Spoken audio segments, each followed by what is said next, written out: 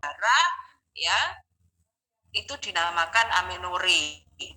Ya, amenorrhea minimal 3 bulan. Kalau masih 1 bulan, 2 bulan, kenapa belum disebut amenorrhea? Karena kita ini kan perempuan ini punya hormon, kita punya aktivitas, kita punya kadang beban pikiran kita berlebih, ya.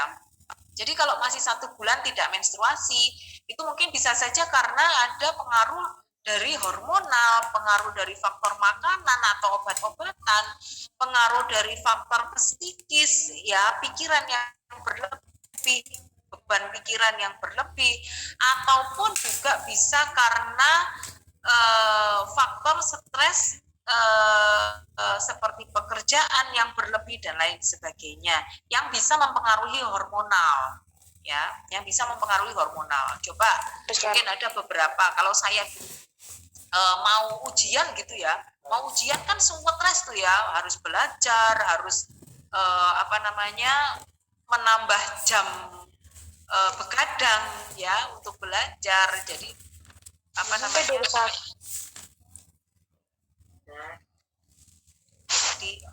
di mute ya. Saya harus belajar sampai malam, sampai jam 11, kemudian jam 3 pagi saya sudah bangun untuk belajar lagi. Kalau mau ujian kan semalam seperti itu biasanya, ya. Mungkin ada yang seperti itu juga. Nah, dari faktor stres, dari faktor capek, nah itu akhirnya saya nggak menstruasi dalam 1 bulan, ya. Saya nggak menstruasi dalam 1 bulan, tapi dalam 1 bulan itu saja, bulan berikutnya sudah normal kembali. Nah, itu belum disebut sebagai amenorrhea. Kalau saya 3 bulan tidak menstruasi berturut-turut, ya, bulan 1, bulan 2, bulan 3 saya tidak mengalami menstruasi, nah itu baru bisa disebut sebagai amenorrhea, ya. Kemudian hipo, ada poli, ya. Kalau hipo itu berarti sedikit, sama dengan oligo, ya. Tapi kalau hipomenore itu dia masih teratur, tapi sedikit menstruasinya, ya. Dia masih teratur. Tapi kalau yang oligo itu sudah sedikit, tidak teratur, ya, itu oligomenore. Kalau polimenore ini banyak, poli itu kan banyak, ya. Menstruasinya teratur, tapi sekali menstruasi itu banyak, ya. Itu. Nah, kemudian ada menorragia. Kalau menorragia itu menstruasinya banyak dan memanjang. Biasanya bisa menstruasi banyak sampai dengan yang biasanya 7 hari, dia sampai dengan 15 hari atau bahkan lebih, ya. Nah, ini yang bisa membuat seorang perempuan itu anemis. Kalau seorang perempuan anemis, wah, bisa bahaya, ya. Tuh, ya. Kemudian dysmenorrhea. Ada yang tahu apa itu dysmenorrhea? Nyeri haid, Ibu. Nyeri haid, ya. Nyeri saat menstruasi. Leukorrhea. Ada yang tahu leukorrhea itu apa?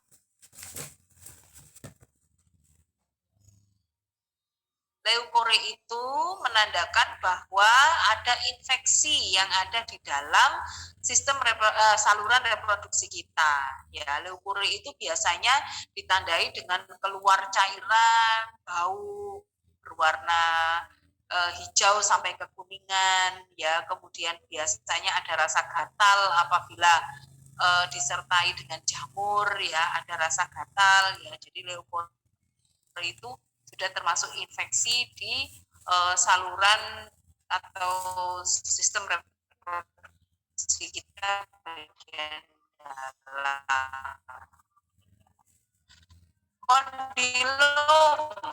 Kondiloma, ada yang tahu kondiloma? Benjolan pada alat kelamin, Ibu. Jadi kondiloma benjolan kecil, ya, lebih kutil kelamin. Tahu kutil, ya? Kutil itu biasanya daging kecil, ya, yang tumbuh bisa di tangan, bisa di leher, bisa dimanapun, ya. Tapi paling banyak kutil itu di leher. Nah, tapi kalau kondiloma itu kutil yang ada di kelamin. Jadi kalau kutil di leher sih kita masih bisa ini, ya, mengobati, dan sepertinya itu bukan hal yang serius ya, tapi mengganggu.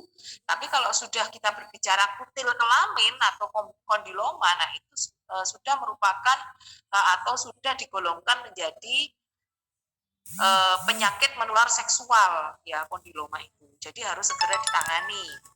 Kemudian ada erosio cervicitis uteri ya, erosi ini seperti sariawan ya. Kalau kita sudah bilang erosi porsio, erosi cervicis ya, itu sudah seperti sariawan.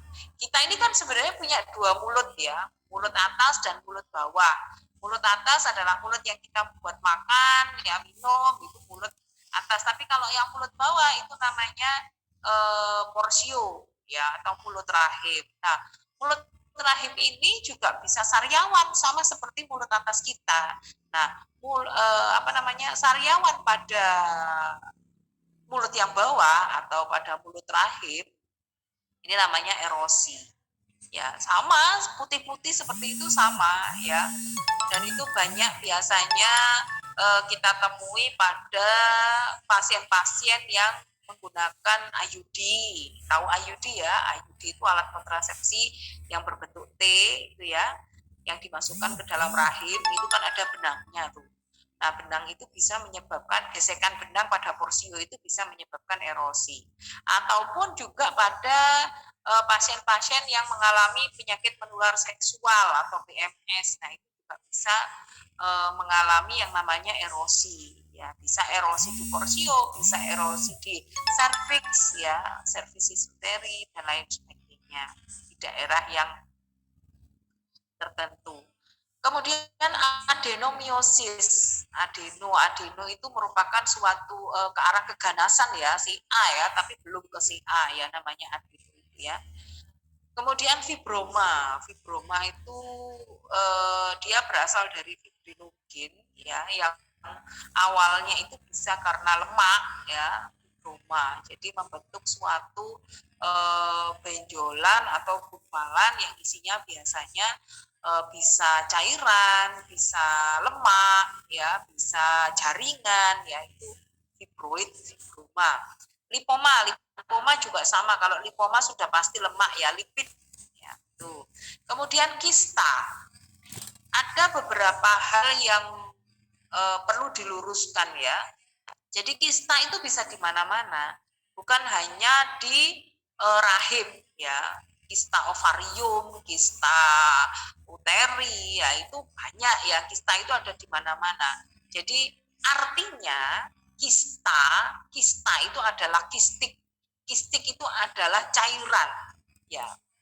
Jadi kalau orang bilang, loh itu loh ada benjolan di tangan katakan, itu kok dibilang kista, berarti benjolannya itu isinya adalah cairan ya. Ada benjolan di rahim atau ada benjolan di ovarium, tapi isinya adalah cairan, nah itu berarti kista ya. Nah, kalau kista itu ada kista yang namanya kista fungsional. Kista fungsional itu adalah kista yang ukurannya kurang dari 4 cm. Kista fungsional biasanya ada karena ketidakseimbangan hormon. Kista fungsional itu biasanya timbul atau muncul karena ada ketidakseimbangan hormon di dalam tubuh kita. Nah, maka dari itu kalau kita pernah mendengar, oh kista, ada kista di rahim atau di ovarium katakan ya, ada kista tapi ukurannya masih kurang dari 4 cm, 2 cm atau bahkan 1 cm atau bahkan beberapa mili saja ya, milimeter saja. Nah, itu biasanya tidak diperlukan tindakan bedah. Karena apa? Termasuk mungkin itu kista fungsional yang dia muncul karena ada ketidakseimbangan hormon. Ketidakseimbangan hormon itu bisa dikarenakan karena apa saja, banyak ya. Kalau pada ibu-ibu yang sudah menikah, perempuan yang sudah menikah, biasanya karena kehamilan. Ya, kehamilan itu sangat mengacak hormon di dalam tubuh kita. Ya. Bisa juga karena obat-obatan, biasanya ada pada ibu atau perempuan yang promil atau program hamil. Ya. orang program hamil, melakukan program hamil itu kebanyakan akan dipacu hormonnya, ya. Jadi hormon kesuburannya itu dipacu. Nah, karena hormonnya dipacu sehingga dia tidak alami dan ada ketidakseimbangan hormon. Nah, itu bisa memicu atau merangsang timbulnya itu tadi kista fungsional. Tapi kalau ukurannya kurang dari 4 cm, nah itu masih bisa biarkan. Jadi nanti kalau hormonnya itu sudah seimbang, kemudian bisa diimbangi dengan mungkin makan makanan yang bergizi, mengurangi fast food, mengurangi bahan pengawet, pewarna, ya mungkin bisa juga dengan exercise ya atau latihan olahraga, itu mungkin bisa mengecil dengan sendirinya, ya itu. Kemudian ada istilah infertil. Ada yang tahu apa itu infertil? Keadaan di mana seorang perempuan atau laki-laki mengalami gangguan kesuburan, Bu. Ya, bagus sekali ya. Jadi sebentar. Jadi infertil itu suatu kondisi di mana pasangan suami istri ya pasangan suami istri itu sudah menikah lebih dari 1 tahun, tidak dalam kondisi jarak jauh dan tidak menggunakan alat kontrasepsi dengan intensitas berhubungan seksual yang rutin, ya. Jadi ada banyak catatan, bukan hanya oh itu loh orang itu sudah 1 tahun menikah tapi belum punya anak, ya. Itu infertil. Lah wong memang seandainya istrinya di Malang, suaminya di mana ya? Di Kalimantan katakan. Ya. Nah, itu kan berarti hubungan jarak jauh, ya.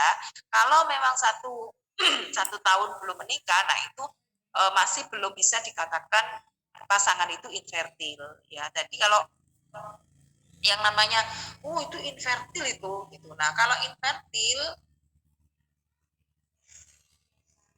ya, infertil itu catatannya adalah 1, ya, lebih dari 1 tahun. Kalau belum 1 tahun, belum punya anak atau belum bisa hamil, nah itu belum bisa dikatakan infertil, ya.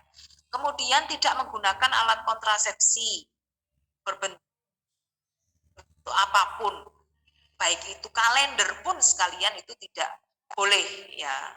Kalau memang dia pernah, ya katakan 3 bulan pertama setelah menikah saya memang menggunakan KB apa? KB kalender. Nah, itu berarti dihitung saat setelah menggunakan KB, ya. Setelah menggunakan KB sampai sekarang ini Anda belum hamil berapa bulan?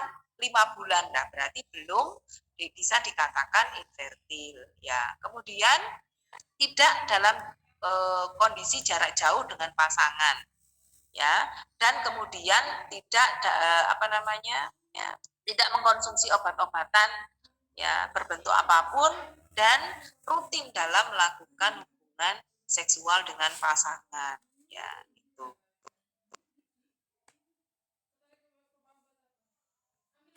Tuh ya, itu baru bisa dikatakan infertil, ya. Kemudian dispareunia. Kira-kira apa yang ada yang tahu apa itu dispareunia? Nyeri yang berulang harus yang timbul saat seseorang melakukan hubungan intim atau sudah berhubungan seksual, Ibu. Ya, betul. Jadi dispareunia itu adalah suatu kondisi di mana seseorang itu kesakitan saat berhubungan seksual. Loh, kenapa? Kenapa kok bisa kesakitan pada saat berhubungan seksual? Ini biasanya terjadi pada ibu-ibu perempuan yang sudah menopause. Kenapa kok sampai kesakitan, ya? Karena estrogennya sudah berkurang atau bahkan habis, ya. Estrogen itu kan yang membuat kita cantik, yang membuat kulit kita itu elastis, halus, ya, yang membuat alat kelamin kita itu elastis juga otomatis, ya. Kemudian yang memberikan lebih banyak cairan lubrikan pada saat kita melakukan hubungan seksual itu adalah estrogen, ya. Nah, kalau estrogennya sudah habis, maka bisa terjadi dispareunia pada saat berhubungan seksual, ya. Ini beberapa istilah-istilah dalam ginekologi yang mungkin nanti akan sering kita dengar pada saat kita melakukan pembelajaran ginekologi. Ya. Nah, kemudian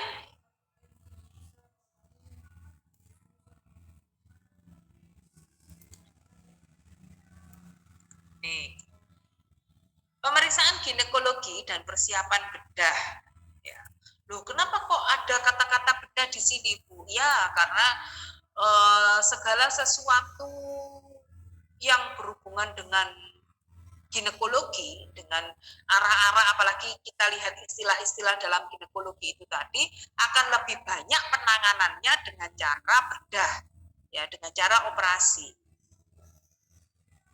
Anamnesa yang harus kita lakukan, yang pertama adalah menanyakan keluhan utama. Apa keluhan utamanya? Ya, apakah terjadi pendarahan, apakah terjadi rasa nyeri, ya, apakah terjadi pembengkakan atau radang, ya, atau keluhan tertentu yang mengarah ke diagnosa penyakit umum pada obstetrik ginekologi, ya.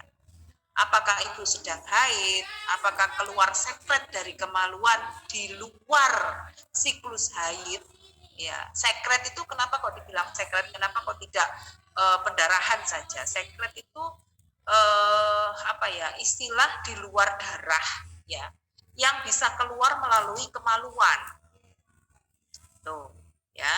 Jadi saat kita menangani pasien-pasien yang sudah mengarah ke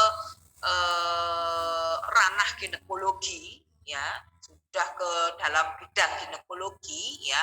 Nah, itu harus kita anamnesa dulu. Apa keluhan utamanya, Bu? Ya. Saya sering merasakan nyeri pada perut bagian bawah yang mengarah ke arah kelamin atau kemaluan saya. Itu. Apakah ada pendarahan atau selama ada nyeri itu apakah ada darah yang keluar, ya, itu harus ditanyakan. Kemudian apakah ada pembengkakan, rasa nyeri, ya, atau kata lainnya ya tanda-tanda infeksi lah, ya. Tanda-tanda infeksi itu yang pertama ada nyeri, ya, kemudian ada pembengkakan, lalu ada pendarahan juga bisa, ya, lalu ada peradangan, ya, dolor, kalor, tumor, rubor, ya, dan fungsiolysa. Ya, fungsiolysa ini biasanya karena adanya peradangan, karena adanya luka, ya, sehingga ada rasa nyeri juga, sehingga menurunkan fungsi dari organ yang terkena infeksi itu tadi. Nah, itu. Kemudian slide selanjutnya kalau nggak diginikan kayaknya nggak bisa ganti slide. Ya, pemeriksaan fisik umum. Tahu ya kalau pemeriksaan fisik umum itu mulai dari kondisi umumnya bagaimana, ya, kesadarannya bagaimana, itu juga harus dilihat, ya. Kalau kondisi umumnya lemah, lemes, ya, kita harus bisa menilai kesadarannya, ya. Apakah seorang pasien itu masih bisa diajak komunikasi dengan baik, ya. Apakah kesadarannya kompos mentis, harus kita bisa menilai, ya. Kemudian vital sign-nya, tanda-tanda vitalnya bagaimana, mulai dari tensi, nadi, suhu, ya, pernafasan, ya, harus kita lihat. Apakah ada yang menunjukkan tanda-tanda gejala yang sudah mengarah ke komplikasi, ya, dari vital sign-nya. Kemudian mamai, ya, mamai dan perabaan abdomen itu yang harus kita lihat, ya. Karena apa? Kenapa kok dilihat mamainya? Apakah ada benjolan, ya? Karena kelenjar, ya, kalau sudah berhubungan dengan ginekologi itu biasanya kita akan berhubungan dengan kelenjar. Kalau kelenjar itu yang menentukan apakah ada infeksi atau tidak. Kalau ada infeksi itu lebih banyak akan terjadi benjolan pada beberapa kelenjar, ya. Nah, yang lebih sensitif adalah di mamai, ya. Tuh. Kemudian perabaan abdomen. Apabila ada keluhan di abdomen, maka harus kita lakukan palpasi atau perabaan abdomen, ya. Nah, setelah pemeriksaan fisik secara umum, kemudian kita harus ke pemeriksaan fisik secara khusus. Apa saja pemeriksaan fisik secara khususnya? Ya, yaitu pemeriksaan ginekologi. ya. Posisi penderita dalam pemeriksaan yaitu litotomi. Ya, litotomi tahu ya, litotomi ya. Pasien tidur kemudian kakinya ditekuk ya, litotomi. Bisa dengan letak miring, kedua tungkai sejajar ya. Kalau kita memerlukan pemeriksaan melalui belakang ya. Ada posisi letak sim ya, mirip dengan di atas tapi tungkai kiri lurus dan tungkai kanannya ditekuk. Ya, seperti kalau kita pegang guling ya, kalau kita pegang guling mau tidur itu kan pasti satu kakinya pasti akan kita taruh di atas guling ya. Nah, itu namanya posisi sims ya. Posisi sims itu sebenarnya bisa miring, bisa terlentang. Kalau terlentang, posisi sims yang terlentang itu pantatnya itu ditaruh pantatnya itu diganjel sama bantal. Jadi pantatnya pasien itu diganjel sama bantal ya. Itu namanya juga posisi sim. Tapi dalam posisi yang terlentang. Kalau posisi sim yang miring ya itu tadi ya. Jadi satu kakinya lurus yang bawah ya, kaki yang atas kita bisa memberikan bantal ataupun guling ya. Sampai dengan lutut menyentuh alas tidur. Jadi kaki yang ditekuk itu tadi, kaki yang di atas bantal itu, lututnya itu harus sampai menyentuh ke alas tidur. Jadi lebih mengarah ke depan. Ada beberapa metode pemeriksaan pada saat kita melakukan pemeriksaan ginekologi ya. Nah, ini biasanya digunakan in speculum. In speculum itu menggunakan spekulum. Spekulum bisa menggunakan spekulum cocor bebek atau bisa juga menggunakan spekulum sim. Ya, kalau spekulum cocor bebek itu ya tahu ya yang ini ya seperti mulutnya bangau itu ya, itu namanya cocor bebek. Ya. Tapi kalau spekulum sim itu adalah spekulum yang ada dua ya, ada yang spekulum atas biasanya digunakan untuk kuretase ya, spekulum bawah dan spekulum atas ya, itu namanya spekulum sim.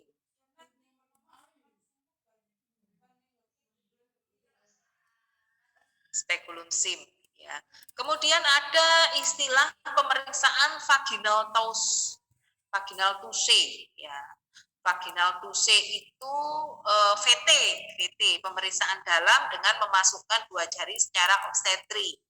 Ya, jadi masukkan jari tengah dulu, baru dimasukkan jari telunjuk secara perlahan-lahan, dan jangan lupa setiap kali kita akan melakukan pemeriksaan baik itu in speculo, VT, RT atau manual. Nah, jangan lupa untuk memberikan pengertian dulu pada pasien. Ya, jangan Bu, saya mau melakukan pemeriksaan, ayo sekarang Ibu tidur, kakinya diangkat, ditekuk, ya, langsung aja, permisi ya Bu, langsung masuk, jeblus, ya. Nah, pasien akan, aku mau diapain ini, sakit banget, ya. Jangan kira dimasukkan spekulum itu nggak sakit, ya. Apalagi kalau pada primi, ya. Kalau pada primi, ibu-ibu dengan primi yang mungkin dulu riwayat persalinannya atau primi gravida, masih gravida ya, itu belum pernah melahirkan, itu akan sangat terasa sakit sekali. Jangankan primi gravida, primi para saja yang pernah melahirkan normal itu aja masih sakit ya. Saya ini curhat ya. Jadi dulu saya pernah waktu anak pertama itu sempat pasang IUD. Pasang IUD kan berarti harus dengan spekulum ya. Nah, itu pun sakit ya, padahal saya melahirkan secara normal dan itu masih sakit rasanya. Dari situ saya tahu bahwa ternyata memang dimasuki spekulum itu sakit ya, dimasuki spekulum cocor bebek itu memang sakit ya. Jadi saya tahu dan sekarang saya benar-benar hati-hati dan benar-benar saya mengukur. Kalau memang itu primi gravida berarti saya harus menggunakan spekulum yang kecil. Kalau memang itu multi atau grande multi berarti saya boleh memberikan spekulum yang agak besar ya. Tuh. Kemudian vaginal touche tadi ya atau VT ya. Jadi masuk itu ya, tahu ya VT. Lalu rectal touche. Apa sih rectal touche?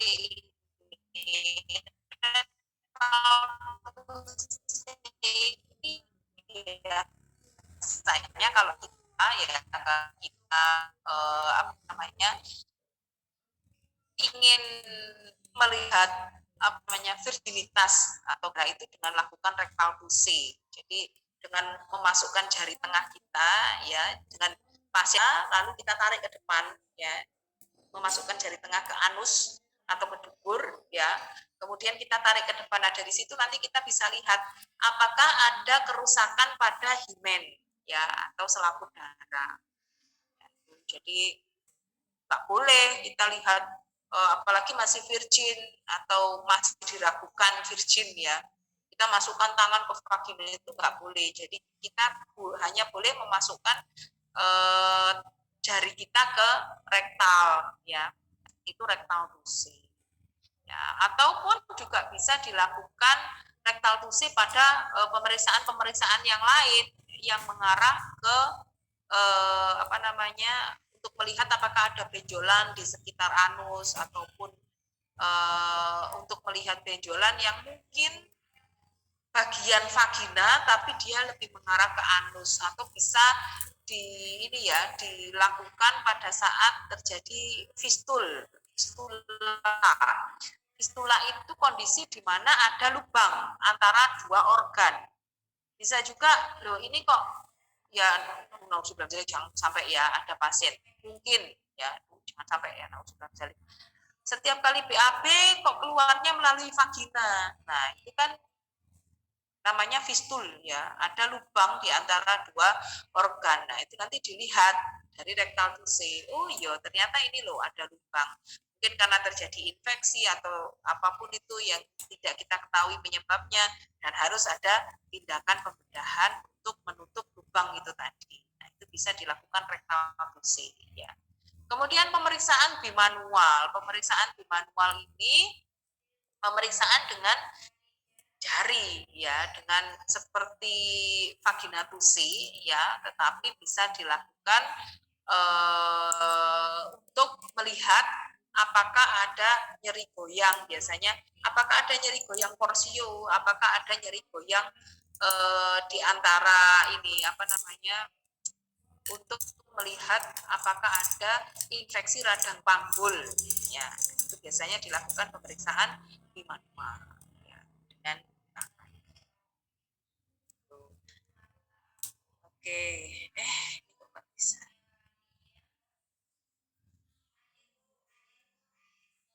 Ini ada beberapa contoh anestesi dan persiapan prabedah. Ya. Tujuan persiapan prabedah yang pertama adalah mengenal pasien, mengetahui masalah saat ini apa, mengetahui riwayat penyakit dahulu serta keadaan atau masalah yang mungkin menyertai pada saat ini, termasuk ini juga riwayat alergi ya. Riwayat alergi apabila saat prabedah itu kan pada saat pembedahan pasien itu kan juga akan dibuat tidak sadar, sehingga kita tidak mungkin tanya ke pasien, Bu, apakah saya mau memasukkan obat ini, apakah Ibu pernah alergi, apakah Ibu pernah dimasuki obat ini dan terjadi suatu reaksi yang merugikan atau apapun itu ya. Nah itu juga harus kita tanyakan. Kemudian yang kedua, menciptakan hubungan dokter dan pasien atau bidan dan pasien ya. Di sini kita sebagai bidan menciptakan hubungan yang baik antara para medis dengan pasien ya. Kemudian menyusun rencana penata laksanaan sebelum, selama, dan sesudah anestesi atau operasi pada saat pembedahan. Ya, kita wajib melakukan intervensi apa saja yang akan kita lakukan sampai dengan kita melakukan evaluasi setelah tindakan. Dan jangan lupa inform consent, apapun itu tindakan kita, apalagi yang mengarah ke tindakan pembedahan, baik itu pembedahan yang minor ya maupun pembedahan besar ya, itu tetap harus melakukan inform consent. Apa itu inform consent? Ada yang tahu apa? Tanda persetujuan antara Tanda persetujuan antara Ya, bidan dan pasien bagus, untuk ya. melakukan tindakan. Jadi ada persetujuan tindakan medis, persetujuan tindakan pasien dengan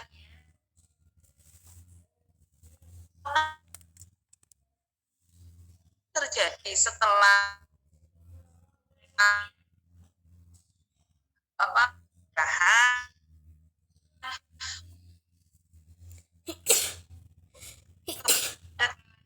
para medis yang melakukan tindakan, ya. Jadi dilakukan informed consent atau persetujuan tindakan medis supaya nanti apabila terjadi mungkin reaksi alergi, ya, atau apapun itu, jadi kita sudah punya bukti bahwa ini loh pasiennya itu sudah menyetujui tindakan tadi yang akan saya lakukan, walaupun hanya sekedar suntik KB, ya, ataupun pemberian obat pil KB saja, ya, pil KB itu saja sebenarnya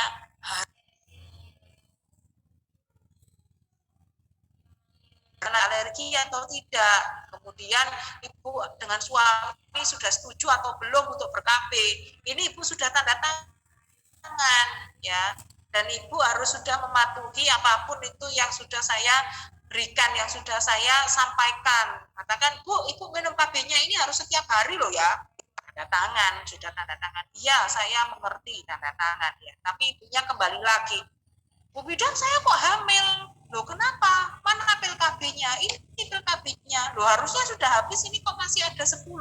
Iya, saya tidak rutin. Nah, kan, ya. Ibu kemarin sudah setuju untuk minum KB secara rutin kok. Ya, berarti bukan kesalahan saya kalau ibu sekarang